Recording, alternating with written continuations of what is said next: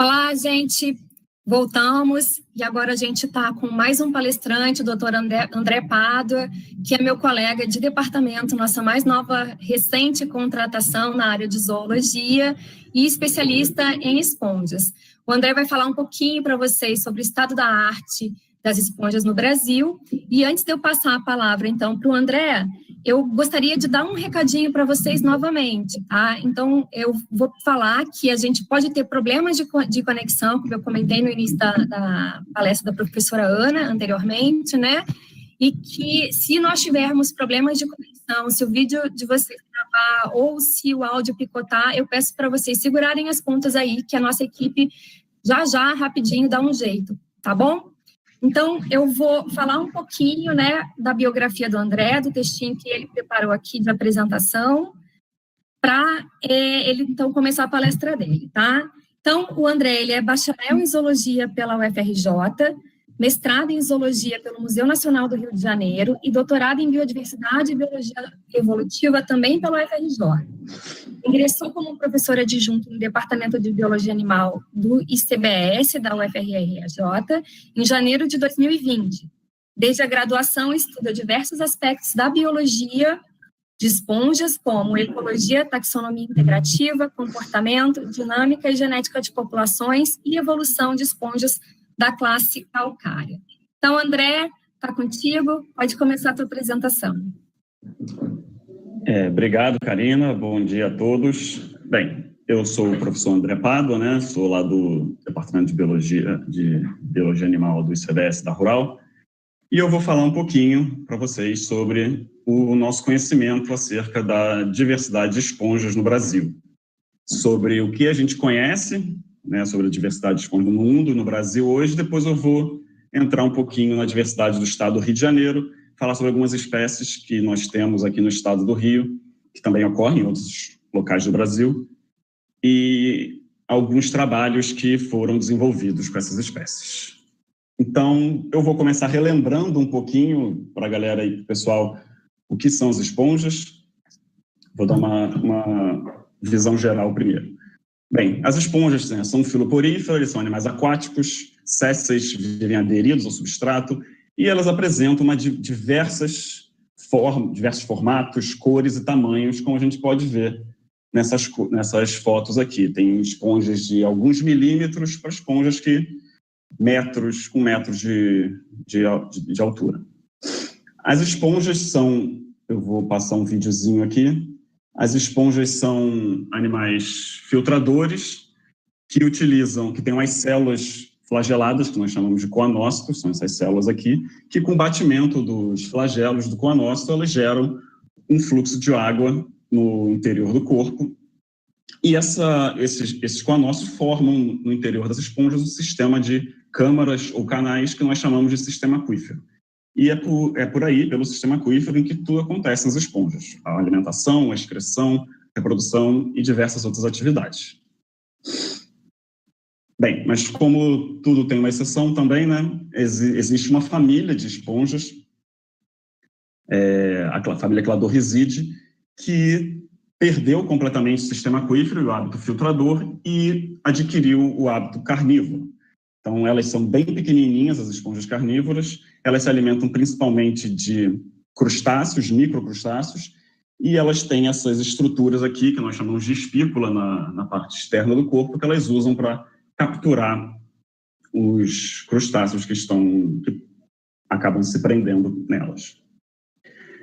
Bem, as esponjas, elas acontecem em praticamente todos os ambientes aquáticos do planeta, no ambiente marinho, ambiente de água doce, seja rios, lagos, ambientes de profundidade, associados às fontes hidrotermais, em lagos hipersalinos, em lagos de altitude, em recifes de coral, formam recifes também, em estruturas artificiais, em cavernas, basicamente onde tem água pode ter esponja.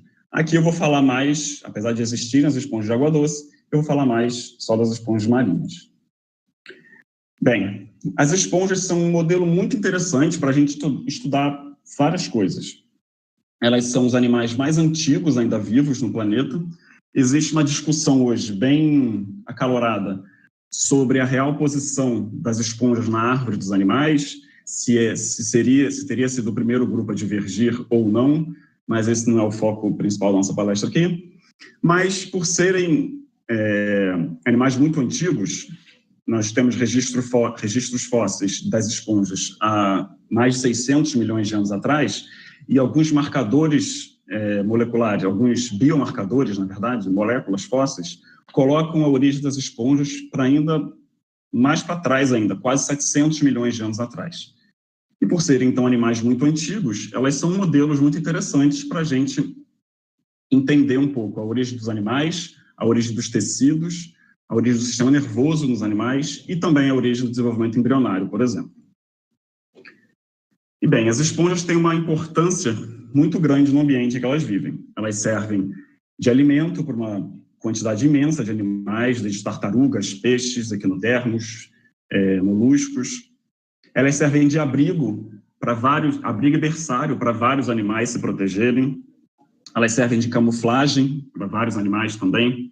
Através do sponge loop, as esponjas transformam a matéria orgânica dissolvida em matéria orgânica particulada, liberando essa matéria orgânica particulada para outros níveis da teia trófica marinha. Elas servem de substrato para outros organismos, elas contribuem muito para a tridimensionalidade do ambiente marinho, permitindo, então, a manutenção de uma grande diversidade no ambiente que elas vivem, e elas participam também da ciclagem de vários elementos compostos no ambiente marinho, como o carbono, o nitrogênio, a sílica, o carbonato de cálcio, por exemplo. Bem, e essa relação das esponjas não é só com animais, né? As esponjas são animais são holobiontes, ou seja, estão associadas a uma grande quantidade de bactérias, de micro-organismos, bactérias, arqueias e vírus também. Aqui a gente tem um gráfico mostrando alguns filos de bactérias associadas às esponjas, e cada vez mais a gente tem conseguido entender um pouco melhor sobre essa relação das esponjas com a sua microbiota associada. Mas a microbiota, e as esponjas também têm, na verdade, uma importância muito grande para a gente, na farmacologia e na medicina, por exemplo. Nesse gráfico aqui a gente pode ver, é um gráfico que abarca só entre os anos 2000 e 2010, a quantidade de compostos orgânicos que foram retirados de esponjas marinhas. Como as esponjas são organismos sésseis, elas não podem fugir, por exemplo, de predadores, elas produzem uma grande quantidade de compostos orgânicos que servem, por exemplo, para evitar a predação. Mas vários desses compostos já foram extraídos, reproduzidos em laboratório e são utilizados hoje em vários remédios que são comercialmente usados por nós. Remédios contra a herpes, a malária, contra diversas bactérias, vírus, inclusive alguns remédios contra o HIV. As esponjas também têm uma importância histórica, econômica e cultural gigantesca. Nós temos relatos de usos de esponjas há mais de 5.000 anos em civilizações mediterrâneas, no Egito Antigo, por exemplo, com a pesca e a venda de esponjas de banho.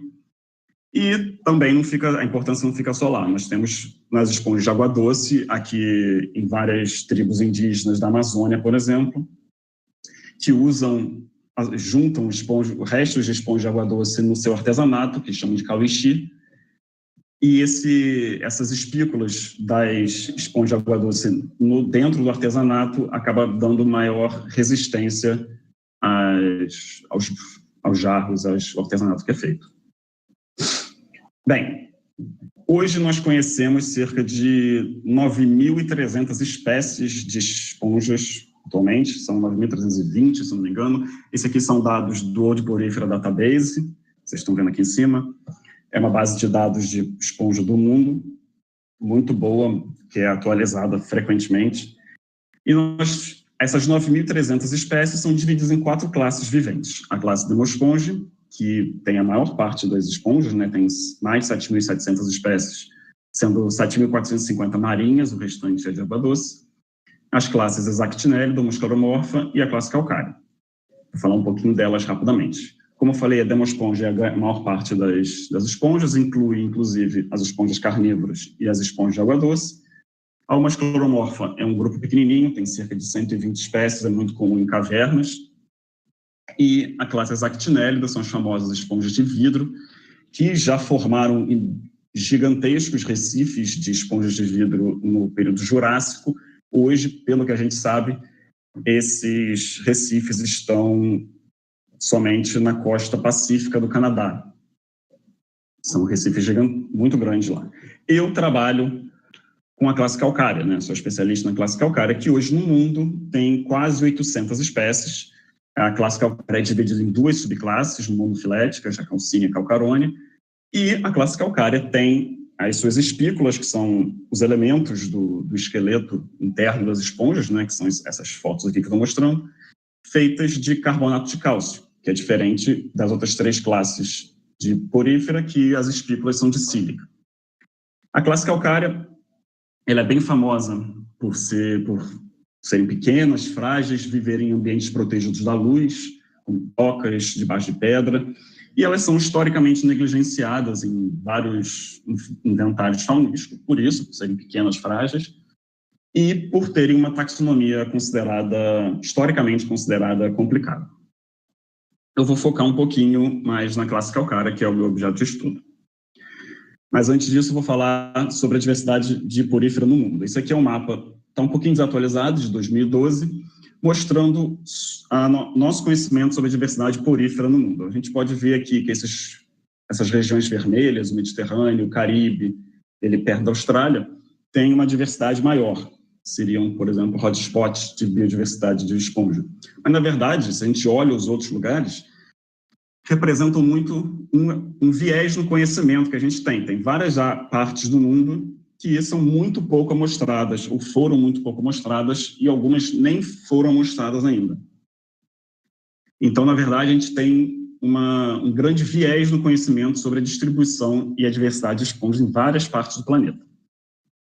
Mas uma coisa interessante da demografia e da comunidade de esponjas no mundo é que, segundo o World Poryphera Database, novamente, nós temos quase 500 pesquisadores no mundo trabalhando, entre alunos de graduação, mestrando, doutorando e pesquisadores em universidades e centros de pesquisa. E, por exemplo, e até curioso, inclusive, e o Brasil, por exemplo, está lá no top 3 entre os países que mais têm pessoas trabalhando com esponja no mundo. Está ali pau a pau com os Estados Unidos e a Austrália, por exemplo. E entre esses 500 pessoas, quase 500 pessoas, tem pessoas trabalhando com vários campos da esponjologia, e a gente pode ver aqui que o número de homens e mulheres é bem semelhante, né, entre essa comunidade. Mas se a gente olha, por exemplo, o número de estudantes ou pessoas que estão no início da sua carreira, a maioria é de mulheres. Então, se a gente continuar nessa levada, provavelmente o futuro da espongologia no mundo vai ser feminino. Bem, entrando um pouquinho na diversidade de esponjas no Brasil, e aqui são dados do World Poryphera Database, novamente, do Catálogo Taxonômico da Fauna do Brasil, e desse livro aqui, o Catálogo de Porífera do Brasil, esses dados aqui são combinados desses 3 lugares. Nós temos quase 600 espécies de esponja no Brasil. Novamente, a classe Demosponja é a grande maioria, com quase 500 espécies no Brasil, 442 marinhas, e a classe calcária, lá que eu trabalho, tem cerca de 11%, com 68 espécies. Aqui é um gráfico mostrando o número de espécies de esponja, considerando todo o filo, né? Por estado, apenas esponjas marinhas. Esse gráfico já está um pouquinho mais desatualizado, são números aproximados, considerando o Catálogo de Porífera do Brasil, que é de 2011. Então, a gente vê aqui que a gente tem alguns estados com muitas espécies conhecidas, alguns estados do Sudeste, alguns estados do Nordeste. Lembrando que por exemplo, Rio Grande do Norte, estou considerando também as ilhas oceânicas brasileiras, como o Atol das Rocas, que a professora Cris Buta falou ontem, e que eu já tive a oportunidade de visitar também. Pernambuco, a gente está falando de Fernando de Noronha também, incluindo Fernando de Noronha, e Espírito Santo, a gente está falando da Ilha da Trindade. Então, a gente tem alguns estados do Nordeste e do Sudeste com um conhecimento maior, enquanto a gente tem alguns estados do Sul e do Norte, e alguns estados do Nordeste também com um conhecimento bem baixo sobre a diversidade de esponjas. Isso diz bastante sobre as lacunas no conhecimento que a gente tem da diversidade de esponja no Brasil. A gente tem uma lacuna grande no Norte, em alguns estados do Nordeste e no Sul. E isso diz também sobre onde as pessoas estão trabalhando com esponja no Brasil, né? Nós temos hoje vários pesquisadores trabalhando em vários estados do Brasil. Aqui eu estou falando, eu espero que não tenha esquecido de ninguém, me desculpe se eu esqueci de alguém. Nós temos o Rio de Janeiro concentra a grande maioria das pessoas que trabalham com esponja no Brasil, no Museu Nacional, na UFRJ, na UERJ, no Jardim Botânico, na Rural, mas nós temos gente na USP, na Federal do Rio Grande do Sul, na Federal da Bahia, na Federal de Pernambuco, na Federal do Cariri, interior do Ceará, e na Estadual do Piauí, em Parnaíba, se não me engano. E então, a gente acaba tendo, é normal que a gente tenha um viés para esses estados, né, do conhecimento para esses estados, onde já tem gente trabalhando. E quando a gente acaba tendo um conhecimento grande para outros estados, é porque pessoas desses estados acabaram indo para outros lugares para entender a diversidade de lá. E, obviamente, eu estou falando aqui dos professores, mas nós temos uma quantidade imensa de pós-docs, doutorandos, mestrandos e de outros estados, inclusive do Brasil, trabalhando nessas universidades. Um pessoal muito talentoso e muito promissor. Bem, e essa galera toda de esponja tem uma produção bem grande. Nesse gráfico aqui, que eu também retirei do World Porifera Database, é um gráfico mostrando o número de espécies descritas na última década só, né, no mundo, considerando todo o filo porífera, e essas setinhas verdes são brasileiros. Estão mostrando que a produção brasileira de espécies novas, no caso, né, é bem significativa no mundo. E a gente não produz só artigo, a gente produz vários livros também, o que faz com que esse conhecimento chegue a um público diferente, a um público mais leigo, né? Então, temos vários livros produzidos por pesquisadores brasileiros sobre a nossa biodiversidade. Bem, vou entrar um pouquinho agora falar mais da classe calcária. Novamente, eu estou falando aqui dos dados do World Porifera Database, dessas três fontes aqui que eu falei anteriormente. No Brasil, a gente conhece 68 espécies de esponjas calcárias, sendo 32 da classe calcínea, 6 da subclasse calcarônia, e, novamente, a gente tem alguns estados que a gente conhece melhor do que outros, né? Principalmente no Sudeste e no Nordeste. Então, essas lacunas, na verdade, no conhecimento para a classe calcária são ainda um pouco maiores nos estados do Norte e em alguns estados do Nordeste. O Espírito Santo é considerado ainda uma grande lacuna para a gente, e no Sul também, para a classe calcária, essas lacunas são ainda maiores do que para o filo inteiro. Mas uma coisa interessante dessa diversidade calcária que a gente conhece no Brasil é que dessas 68, 11 espécies, ou seja, 16% da diversidade calcária no Brasil, elas não ocorrem só no Brasil. A fauna brasileira de calcária tem uma grande afinidade com a fauna caribenha, por exemplo. E aqui são essas 11 espécies que eu falei, e as espécies que estão com asterisco são as espécies que chegam até a parte mais ao norte do Caribe, lá na Flórida. E a Leuceta floridana, que está aqui em vermelho, é a espécie que tem a maior distribuição, vai da Flórida até o Espírito Santo.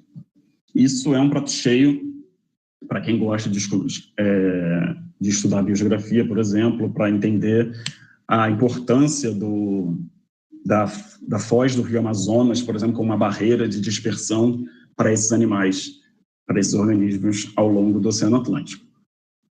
Mais uma coisa interessante é que não é só essa afinidade entre Brasil e Caribe, não é só da classe calcária, né? A classe homoscleromorfa também tem espécies que ocorrem no Caribe e na costa do Brasil. A classe Demosponja é a mesma coisa, existe uma afinidade grande entre a fauna caribenha e a fauna brasileira. E não é só de esponja, vários outros animais marinhos têm uma grande afinidade de fauna Brasil e Caribe. Aí agora eu vou entrar um pouquinho no estado do Rio de Janeiro, que é onde a Rural está, né? Mas eu vou falar sobre algumas espécies que ocorrem também além do estado do Rio de Janeiro. Bem, o Rio de Janeiro, como eu falei, é um estado muito conhecido, porque a grande maioria dos pesquisadores de esponja estão no Rio de Janeiro.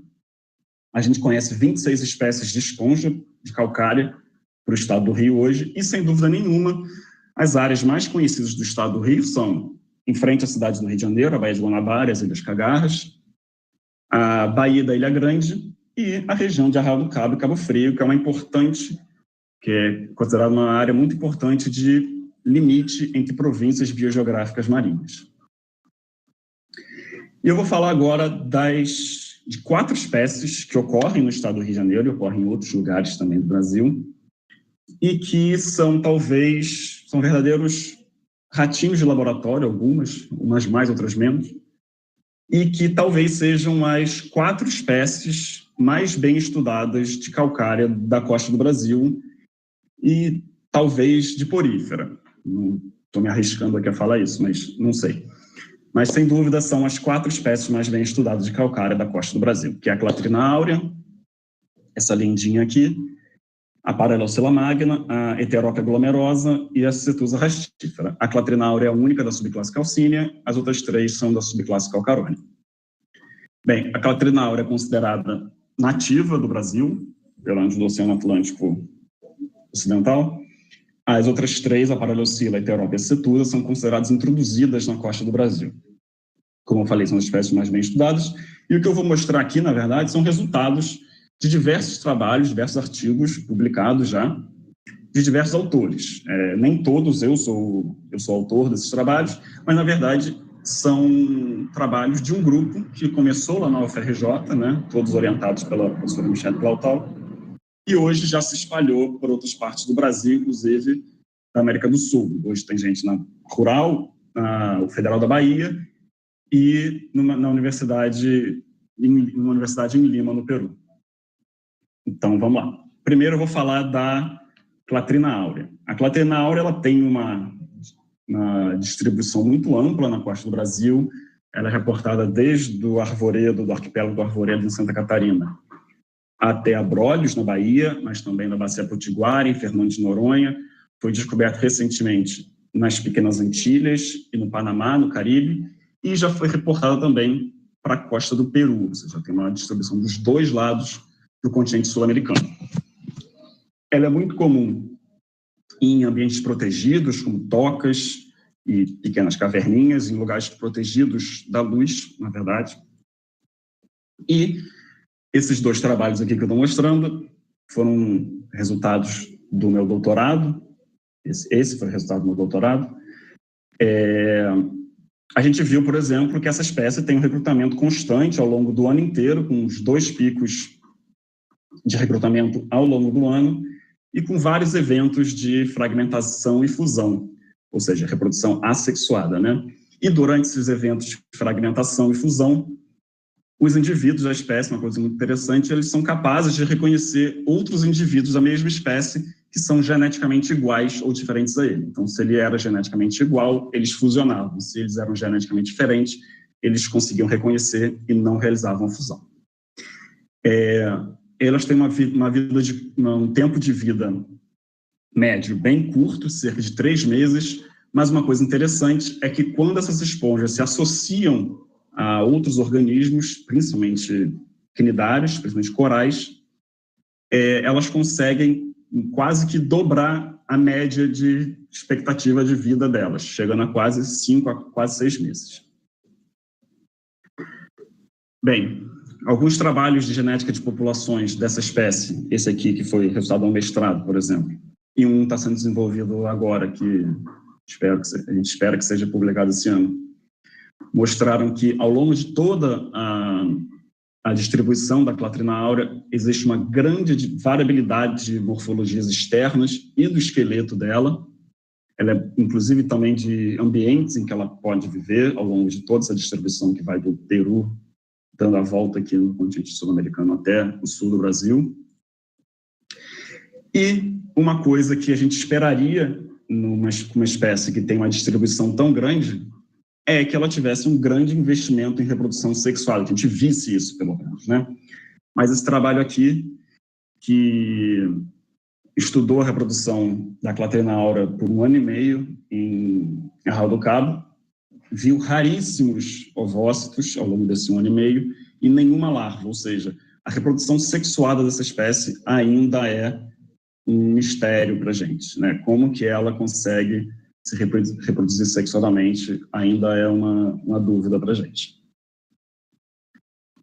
Bem, passando para a segunda espécie, para a Paraleucilla magna, ela, como eu falei, é uma espécie considerada introduzida no Brasil, mas também é considerada introduzida no mar Mediterrâneo.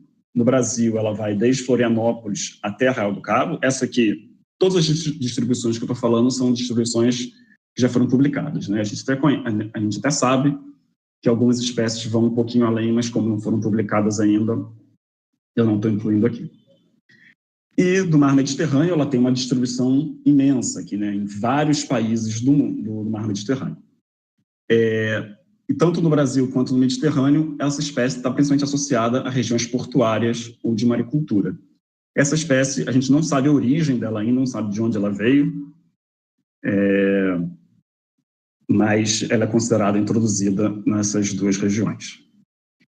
A Paraleucilla magna, ela é, com certeza, a espécie que mais foi estudada dessas 4 que eu estou falando. Tem uma grande quantidade de trabalhos, de artigos publicados, monografias, dissertações e teses de doutorado sobre ela, dos mais diversos assuntos, como recrutamento, ciclo de vida, dinâmica de população, reprodução, comportamento larval, desenvolvimento da larva, fauna associada, genética de populações e a microbiota associada também. Tem uma quantidade gigantesca de trabalhos, não só desse grupo brasileiro que eu falei, mas também, como ela ocorre no Mediterrâneo, tem muitos trabalhos sobre a Paraleucilla magna lá no Mediterrâneo também.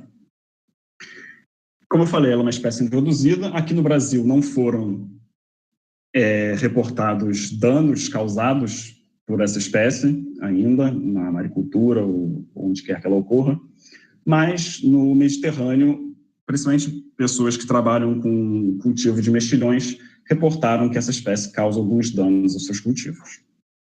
E esse trabalho aqui, que a gente teve a felicidade, saiu publicado ontem na internet, mostrou que essas populações brasileiras e algumas populações do Mediterrâneo que nós estudamos são resultado, na verdade, de múltiplas introduções, possivelmente mediadas por humanos.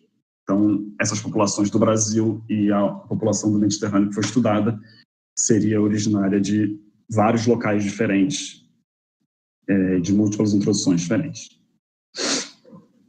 Bem, a terceira espécie, né, a Cicetusa rastífera, ela tem uma distribuição menor no Brasil, ela ocorre principalmente no estado do Rio de Janeiro, em Arraial do Cabo e Angra dos Reis. Ela também é considerada introduzida no Brasil. Ela ocorre ali na região do Oceano Índico, no Mar Vermelho, a localidade tipo dela, e em outros lugares do Oceano Índico também. Então, novamente, é uma espécie que está associada a regiões portuárias e de maricultura. Ela já tem uma quantidade um pouco menor de trabalhos, publicados pelo menos, mas também tem dissertações e teses de doutorado com ela, que ainda serão publicados, e a gente sabe um pouquinho sobre a dinâmica de população dela e também sobre a história de vida e a reprodução. E um spoiler, que é outro trabalho que a gente espera que seja publicado esse ano ainda, vai falar para a gente um pouquinho sobre as influências da acidificação e do aquecimento dos oceanos no esqueleto e na microbiota associada dessa espécie. E a quarta espécie que eu ia falar, que é a Heterópia glomerosa, é uma espécie introduzida no Brasil também, como falei, também associada a regiões portuárias e de maricultura, só que no Brasil ela tem uma distribuição bem mais ampla, né? Ela é conhecida no estado de São Paulo, no Rio de Janeiro, na Bahia, em Alagoas e no Ceará. E também tem uma distribuição mundial assim, mais ampla, no Indo-Pacífico, na África do Sul, na Índia e na Austrália, e às vezes que foi reportada para a China e para a Nova Zelândia ainda precisam de confirmação, não estão confirmadas ainda, mas já foram reportadas para lá. Mas uma coisa interessante da Heterópia glomerosa, que é diferente das outras 2 espécies introduzidas no Brasil, é que a gente acredita que a Heterópia tenha tido uma introdução um pouco mais recente, que a gente, inclusive, consegue traçar. né? Esse grupo de porífera no Brasil estuda alguns costões rochosos do estado do Rio há mais de 30 anos, e a heterópia, por exemplo, começou a aparecer no estado do Rio entre 2005 e 2009, em Arraial do Cabo, em Angra dos Reis, principalmente. Em 2012, ela foi vista pela primeira vez na Bahia, em 2014, no Porto do Pecém, em São Gonçalo do Amarante, no Ceará, e em 2009 ela foi encontrada em Maceió. Então, a gente consegue traçar mais ou menos a introdução dela no Brasil, diferente das outras. Ela, como foi uma introdução mais recente, tem menos trabalhos, mas tem vários trabalhos sendo desenvolvidos com ela já, né? E se a gente for comparar a distribuição da Heterópia glomerosa com a Cicetusa e a Parelocila, a gente vê que a Cicetusa e a Parelocila têm uma distribuição mais restrita ao sul e sudeste do Brasil, enquanto a Heterópia glomerosa vai além disso, né? Vai além do sul e sudeste, chega também no nordeste do Brasil, que a gente sabe que tem uma diferença de temperatura da água bem grande. Isso pode dizer um pouquinho para a gente sobre a tolerância dessa espécie a diferentes ambientes e o potencial dela invadir diferentes locais do mundo, né? Bem, eu já estou finalizando, chegando aos 30 minutos já. Uma coisa importante, uma coisa comum entre essas três espécies, Parelocila, Cicetusa e Heterópia, essas três espécies introduzidas, é que elas têm uma característica bem oportunista, elas estão associadas a substrato artificial em locais com uma forte impacto antrópico, né, que é a região de Porto. Todas têm um crescimento bem rápido, uma reprodução contínua ao longo do ano, um alto investimento reprodutivo, inclusive essas três espécies estão ali no topo do investimento reprodutivo, inclusive do filo porífera, e elas têm, os indivíduos jovens já se reproduzem, já são capazes de se reproduzir. Tudo isso é muito associado a espécies com potencial invasor. E uma coisa interessante é que, apesar de a gente não saber a origem da Parelocila magna, o gênero Parelocila tem uma diversidade bem grande no Indo-Pacífico, de espécies de Parelocila no Indo-Pacífico. A Cicetusa rastífera e a Heterópia glomerosa, nós sabemos que é lá do Indo-Pacífico. Então, sugere aí que o Indo-Pacífico possivelmente trouxe para a gente algumas espécies invasoras de esponja para a costa do Brasil, o que não seria novidade. O Indo-Pacífico já trouxe outras espécies de invertebrados marinhos para a costa do Brasil. E a gente acredita que a principal forma de invasão, de introdução de esponjas, seja a bioincrustação, né? De pequenos indivíduos, já reprodutivos, provavelmente, aderidos a navios, a plataformas, a estruturas que se deslocam bem devagar no mar, principalmente, porque, por exemplo, a gente sabe que larva de porífera larva de calcária, principalmente, tem uma curta duração. Então, dificilmente elas conseguiriam se dispersar a distâncias tão grandes e dificilmente também sobreviveriam, por exemplo, em água de lastro de navios.